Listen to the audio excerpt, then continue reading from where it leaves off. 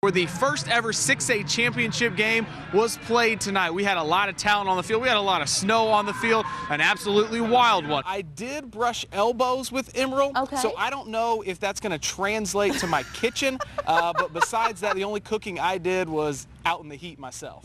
All right, Travis, we'll see you later. Thanks. Dan Mullen has created quite the excitement level here since taking over as head coach at Mississippi State, generating a buzz in Starkville, with Ole Miss taking a huge win over Texas Tech in the Cotton Bowl, 47-34. In Dallas with the Rebels, Travis Recek, Fox 40 Sports. 9 days ago, 48 teams showed up here with the dream of winning a state title. Only 2 remain. This is what we're built up to, the big boys' 6A title game. So now I guess the big question is what's next for Hunter Renfro? Welcome to day 2 of SEC Media Days in Hoover, and while actually all of the attention was pretty much on Johnny football today, Mississippi State was also here. I know that I won't ever be a part of the mob, but I can at least sit on the bench in Omaha with the Bulldogs. Travis Recek, Fox 40 Sports. Comeback stories in sports can be inspiring. Comeback stories that take 4 decades to complete, pretty much unheard of, until you meet this Holmes Community College kicker.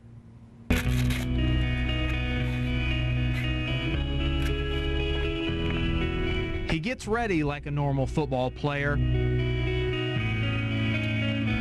But Alan Moore is not like every other guy on the team. It's a lot different than it was in '68.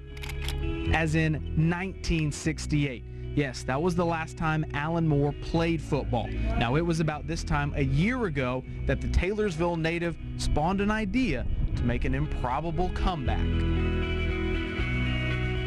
Went outside and started kicking. Bought a practice tee. It took me about 8 weeks to get one up off the ground. It's the first time I touched a football in 42 years. The obvious rust wore off and persistence paid off after many colleges turned him away. But Holmes provided one more chance. It's a great story of perseverance, and then making up your mind you're going to make a commitment to something and working it. And no matter how many times you fail, you keep trying, because we weren't the first place he came. Trying to do this thing that it wasn't like a me thing, it had to be a we thing. I wanted the team to accept me, the coaches to accept me, and the institution to accept it, and I think that they've all done that. The kids have been awesome. Can't say it any different. Moore made this team based on his kicking ability. Now, he hasn't played in any of the Bulldogs' 3 games this season, but when and if he does, he'll be the oldest player on record at the JUCO level, and he'll be ready. My time will come. I think my time will come whenever everything's right. An inconceivable idea to most has turned into his life's mission. It wasn't if I was going to kick somewhere in the state of Mississippi, it was where I was going to kick. I'll keep to that commitment to the very last second of the very last game. It's been life-changing. It's changed a lot. It's changed things around, the way I think, the way I do things.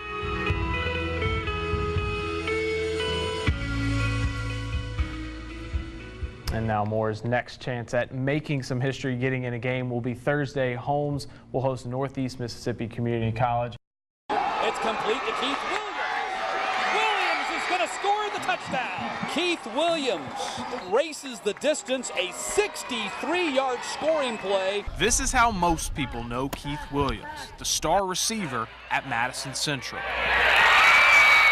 Keith Williams on the reception. The senior leader for this Jags team. But most don't know the story of how he got here.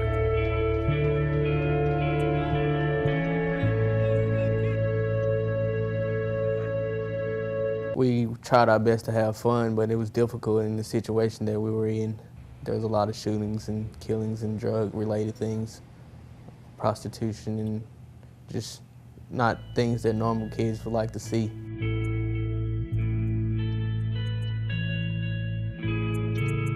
Keith spent his childhood in the inner city of Jackson. Growing up and saying those things, as you get older, you start to realize that you don't want that for your life. Seeing my, friends get into all that stuff, I have siblings that have gotten into that stuff. You just don't want that for your life. A young boy who'd seen too much wanted out, and soon he found an outlet. Well, one Sunday we were taking him back, and he just said he didn't want to go back. It was a tough time, and just to see a kid at that age, a 6th grader, that wanted something else, wanted something different. And he just decided that he was not going to live the lifestyle that the people around him were living. Tim Ellison was coaching a church league basketball team that Keith played on at the time, and hearing his plea for help, the Ellisons knew what they had to do. They just pulled me to the side one day, and they just asked me the question, what did I want to come live with them? An opportunity to get away from here. That afternoon, they stopped by my house and talked to my mom about it, and she agreed, and that's where it all began. The plan was in place, but the move, it almost didn't happen. Before Keith came to live with us, we had not been able to find him for 2 weeks. In our decision-making process, it actually made it easier because of our concern for his safety. We knew the influences, and we were terrified of what they could do.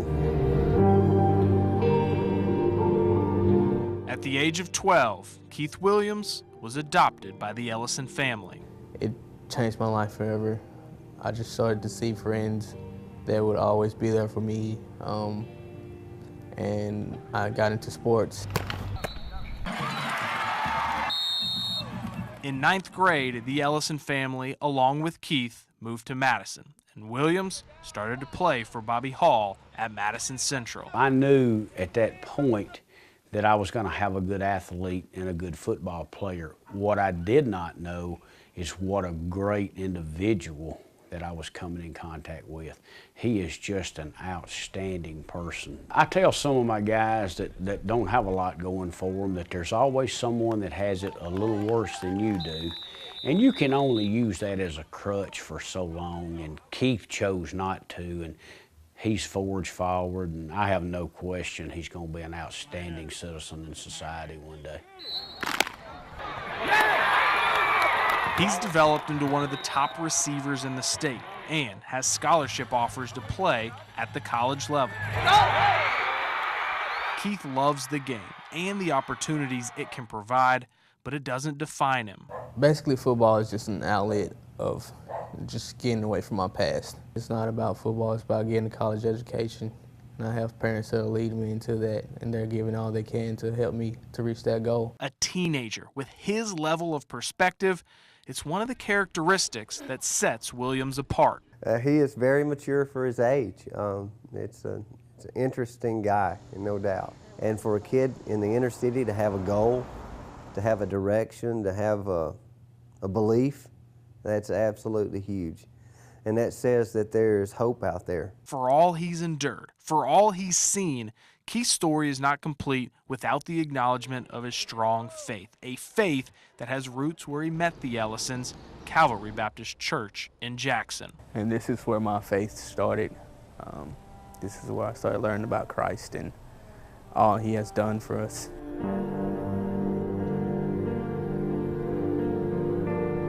I was raised at the bottom, and through Christ and through all he's done for me, I'm starting to see things in a different perspective. His story, while far from over, is inspiring, and his hope now is to inspire others. Whatever I have to give up to use this to transfer to somebody else's life, to change their life, then I want to do it. You know, just want to be the person that someone looks at and say, I want to be like that guy.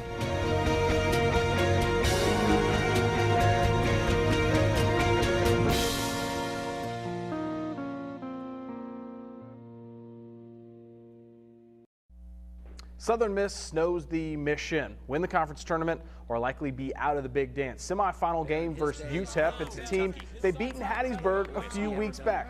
and a few more points in this one. Let's go Davion Boardingham with the dunking slam. A lot of guys contributing, but it was Dwayne Davis, the man in the first half. He had 17, including this 3, and USM had more first half points than the total they had a few weeks back. Second half, more the same. This time, Jonathan Mills, he chipped in 13. Southern Miss moving on. They win it, 85-67. I thought a big key tonight was that we didn't settle for jump shots. We drove the ball, we post-fed it. We worked inside out, both off the dribble drive and with post touches against a really good, solid defensive team. USM will play Memphis tomorrow at 10:30 a.m. in the title game. This is the first time USM has reached the CUSA basketball title game. Ole Miss living on the edge of the bubble. Finally, they get started at the SEC tournament early on against Mizzou. It's the Tigers on top of the Rebs, 15-11. No bubble watch for Jackson State. They must win the SWAC tourney to keep the season alive. Tigers meeting Prairie View A&M in the semis. Christian Williams, he's pretty much carried this team in the stretch run. Another big afternoon for the senior. Got a couple baskets coming up in front of you right here. He had 27 points. Only problem, Jordan DeMunick had 37 for the Panthers. JSU goes down 88-75, ending a tough season all around. You just got to play. And we've had adversity before, and we dug ourselves out of it and handled it well. You got to handle adversity as well as prosperity.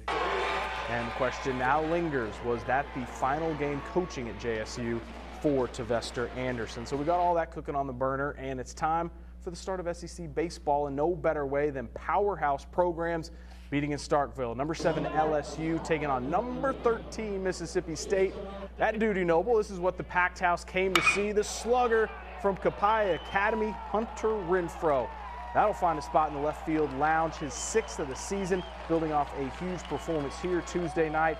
It is tied up between those two, 4-4 in the 8th. 6th ranked Ole Miss in a mega series of their own. They get a grand slam from Preston Overby to beat Arkansas 7-1. And Southern Miss not yet in conference play, and maybe not a bad thing. They've been playing poorly recently, but they had Andrew Pierce on the mound tonight, and Pierce was good most of the game, but made a mistake in the 5th. This deep to the gap, a 2 RBI double from Ethan Harris breaks up a scoreless game.